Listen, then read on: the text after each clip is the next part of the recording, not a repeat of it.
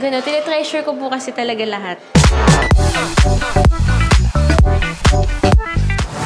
Best moment with my dad, well, ever since po kasi, since baby po ako, nag-start ako mag-artista. Hanggang mga 14 years old ako, siya yung kasama ko lagi sa taping.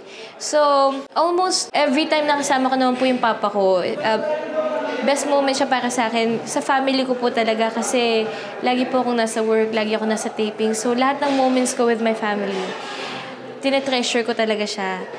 Sobrang dami, pero siguro yung nagsistick out po talaga sa akin. Sabi niya kasi sa akin, may mga times po kasi na malungkot ako, pagod na parang gusto ko na po mag-give up din. Kasi dami rin pong pressure sa buhay, gano'n. Ang sabi niya po sa akin, ang buhay, pinaglalaban. Kailangan po talaga, you have to fight through your problems, ipaglaban mo po yung buhay mo, ipaglaban mo yung sarili mo. And always stay humble din. At lagi niyang nare-remind po sa akin na bilog yung mundo. So kahit ano po, pwedeng mangyari.